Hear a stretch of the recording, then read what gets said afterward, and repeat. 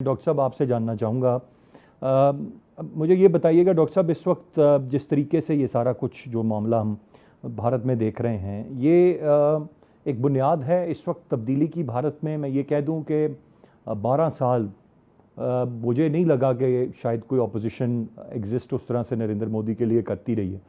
اور وہ کہیں ان کی سڑکوں پر کوئی احتجاج یا کوئی ایسی بڑی چیز کسی پولیٹیکل پارٹی کی طرف سے ٹف ٹائم نہیں دیا۔ دیگر پارٹیز نے اگر دیا تو ایک جگہ پر دیا، ایک ریاست میں دیا،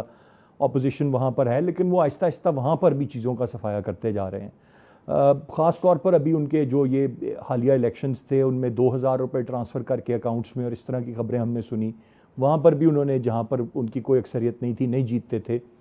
کلکتہ اور باقی ریجنز میں، وہاں پر بھی انہوں نے سیٹیں نکال لیں۔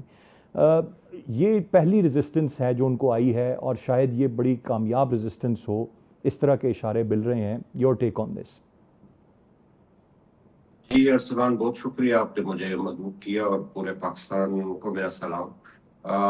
آپ کا سوال بہت اہم ہے، اور میں سمجھتا ہوں جیسے آپ نے کہا نا کہ 12 سال سے اس طرح کی کوئی اپوزیشن کوئی سکسیسفل ہوئی نہیں یا اس نے قدم نہیں جمائے۔ اس کی ایک ریزن یہ ہے کہ دیکھیں، یہ بی جے پی کی جو پارٹی ہے، اس کی آئیڈیالوجی انہوں نے لی ہے RSS سے۔ تو یہ بڑے مشہور ہے، یعنی فاشسٹ آرگنائزیشن تھی RSS۔ ان کی جو نیٹ ورکنگ ہے نا غنڈہ گردی کی، وہ بہت زیادہ ہے انڈیا کے اندر، اور اسی وجہ سے کوئی بھی پولیٹیکل موومنٹ کو تو انہوں نے سر اٹھانے نہیں دیا۔ لیکن یہ جو ہے، جو جین زی کی آپ نے انٹرو میں بھی ذکر کیا، جس طرح یہ ڈیمانسٹریشن بنگلہ دیش میں ہوئی ہے، بڑی سکسیسفل رہی ہے، اس طرح نیپال میں ہوئی ہے، بڑی سی چینج وہ اس کی وجہ سے ہم نے دیکھی ہے۔ میں سمجھتا ہوں کہ یہ ایک جو لاوا تھا وہ عوام کے اندر تو یہ کافی ٹائم سے تھا، لیکن اس کو جو ایک آپ سمجھے کہ ایرپٹ ہوا ہے، وہ جن زی نے اس کا آغاز کر دیا ہے، اور بہت میسو قسم کی کرپشن ہے انڈیا کے اندر۔ آپ یہ مت سمجھے کہ یہ ڈیموکریسی کا جو یہ پرچار کرتے ہیں، ان کی جو پری پول ریگنگ ہے بی جے پی کی، اس میں ان کی پوری دنیا میں مثال نہیں ہے کہ اس وقت بی جے پی کس طریقے سے غنڈہ گردی سے لوگوں کو اٹھا کے، لوگوں کو غائب کر کے،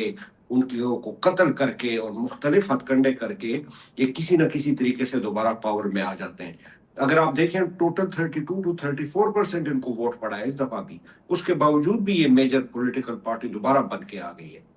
لیکن جی، میں یہ سمجھتا ہوں کہ پورا جو انڈیا ہے وہ آف کورس بی جے پی نہیں ہے، بہت ہی کنٹرول میڈیا ہے، جس سے یہ